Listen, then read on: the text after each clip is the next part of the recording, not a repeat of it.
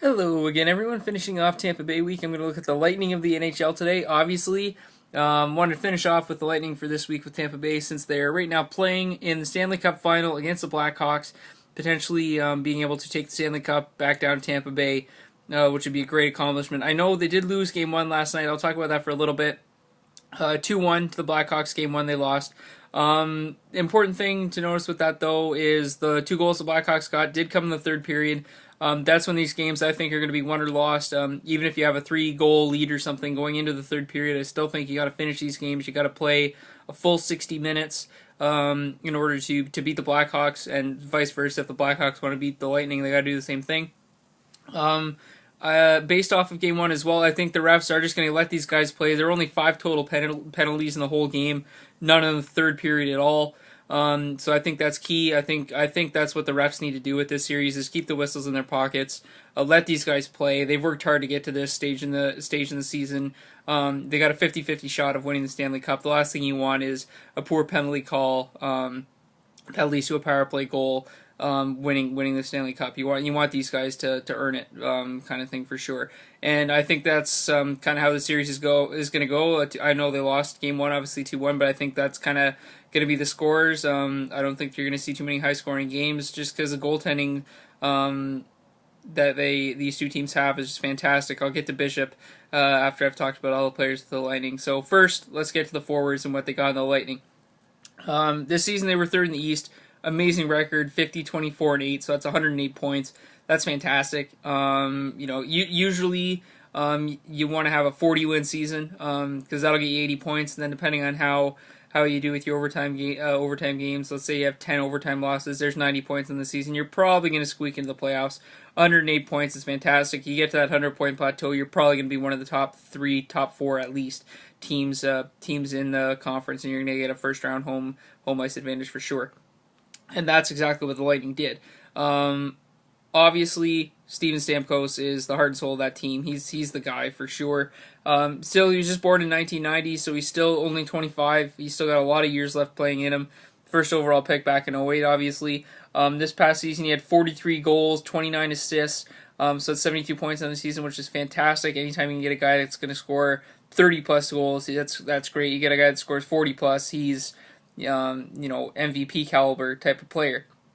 And in this postseason, he's got 7 goals and 10 assists. He didn't really contribute too much in the first couple rounds, but he definitely showed up when the Rangers in the Rangers series, and I think he's going to continue, hopefully, to produce in this series against the Blackhawks. He's going to have to if the Lightning expect to win this series. Over his career, Stamkos has already got 276 goals and 222 assists, so he's just 2 points away from 500 in the regular season anyway, so that could happen Game 1 next season. He only needs 24 goals to get to the 300-goal milestone, so based on this past season, he'll easily reach that plateau for sure. Johnson, I think, is their number 2 guy. He had a 29-goal, 43-assist season for the team, and these playoffs he's been playing great. He's already got 12 goals and 9 assists in these playoffs, so that's fantastic there. Another guy you want to keep an eye on for sure is Kucherov with this team. He was just born in 93, still a young guy. He had 29 goals and 36 assists for the team in the regular season.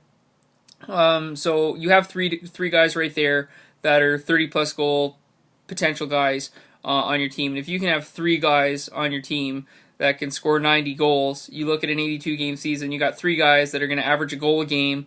That eases the pressure off in your other guys. That should be able to get you to playoffs in a high seed if you have 3 guys that can get you a goal a game average. That's fantastic. Other guys you can keep an eye on, Palat and Paquette, born in 91 and 93 respectively. Palat had a 16-goal, 47-assist season. Great guy for the team, and he's producing in these playoffs with 7 goals and 8 assists. Paquette had 12 goals and 7 assists in the regular season. He only played in 64 games, so if he plays a full season, I think both of these guys can be 20-plus goal scorers as well. Nemestnikov, again with the European names, I'm probably going to pronounce them wrong, so I apologize for that.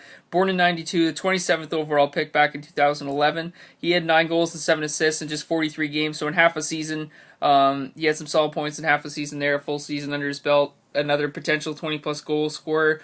Their third overall pick back in 2013, Druin, just born in 95, still a young kid. He had 4 goals and 28 assists.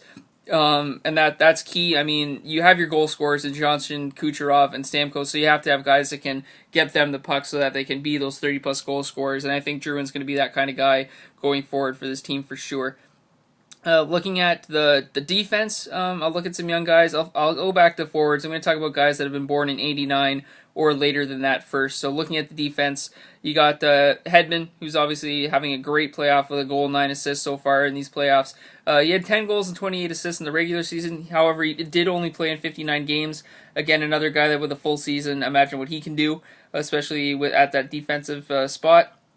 Nestorov, born in '93, he had a couple goals and 5 assists in the 27 games he played in. They also have Barberio, who was just born in 1990. He had a goal and 6 assists in the 52 games he played in. So they got some young guys there in the defense. They got a great offensive threat with those three, with that 1-2-3 punch in Johnson, Kucherov, and Stamkos, like I mentioned. They also got some veterans on this team for sure. Callahan and Boyle, two great veteran presence on this team. Callahan had 24 goals and 30 assists this past regular season. He's got 3 goals and 9 assists this postseason. Great veteran guy. Same with Boyle. He had 15 goals and 9 assists in the regular season. Another great veteran guy to have on the team for sure. Filppula had 12 goals, 36 assists in the regular season. And he actually had 3 goals and 9 assists this postseason so far. I'm not sure what Callahan's numbers are this postseason, but Filppula's got 3 goals and 9 assists, so that's fantastic. Morrow had 3 goals, 5 assists for him as well. When you look at the defense, they got a little more veteran presence there. Coburn, obviously a guy they picked up from Philadelphia. He played in 43 games this past season and had a goal and 10 assists in those 43 games. So again, give him a full season with the Lightning. We'll see what he can do. Carl, in the 59 games he played in the regular season, had 4 goals and 14 assists. Strawman has 7 assists this postseason, had a great regular season with 9 goals and 30 assists. So they got a lot of guys on these teams that I don't think this is going to be a one-and-done Stanley Cup appearance for this team. I think that they could potentially be starting a new dynasty in Tampa Bay, and you're going to see them making a lot of deep playoff pushes for the rest of this decade with these guys that they have, because Johnson was just born in '90, Kucherov 93, Stamkos in '90. They're still young. They're still going to be around for at least another decade. And if they can find a way to make the salary cap work and these guys continue to perform at the level they are, this team's going to be successful for many, many years. And it's also going to come on the back of Bishop, their goaltender. Obviously, playing fantastic. He just turns 29 in November. The regular season, fantastic year for him. 40, 13, and 5, 2.32 GAA, and a .916 save percentage. As I've said in the past, successful goaltenders and goaltenders that stay in the NHL have to have a .900 save percentage, and your GAA has to be under 2.5. That's where your elite goaltenders are, and those are the goaltenders, and that's the kind of guy you need in your net to make deep playoff pushes and be a successful team. You can have 5 guys that have the potential to be 30-plus goal scorers. You can have tons of guys. Your entire forward roster could be 20-plus goal scorers if you want. If your goaltender can't keep the puck out of the net, doesn't matter if your team goes out and scores 3-4 goals a night. If your goaltender's giving up 4 or 5, then you're not going to be successful. Chances are he's not staying in the NHL that long anyway if he's giving up that many goals. But Bishop, again, just 29 in November. I think he can be this goaltender for this team going forward. He's proved it in the playoffs. And again, he's only 29. They do have a young guy in, I'm going to pronounce this wrong, I'm going to tell you right off the bat, Vasilevsky. Again, I'm trying. I'm sorry. He was just born in '94. They did draft him 19th overall in 2012. You rarely see a goaltender go in the first round, but when you got a lot of these young great players, you can afford to use your first round pick on a goaltender. He's obviously not going to be a guy that's going to be replacing Bishop. It's not like Bishop's 35 or 36 and he's lost his step and he's slowing down a little bit and you need a guy to step in for him. But he can be a great backup. 7-5-1 with a 2.36 GAA and 918 save percentage. So very similar numbers to Bishop. Again, you can't really compare the two because the one played in over 50 games, the other one just played in 13. So you can't really compare the two, but I think he's a solid young backup. I think if down the road you can't retain Bishop and he goes to another team or he gets hurt or something catastrophic like that happens, I think this kid can be a great goaltender for you. I think he's got a good guy to learn from in Bishop, because Bishop is a veteran. I know he's just 29, but good guy to learn from, and he's going to taste success. And I think that's what young goaltenders like. Obviously, any goaltender and any player is going to like success and making the playoffs and getting to the Stanley Cup.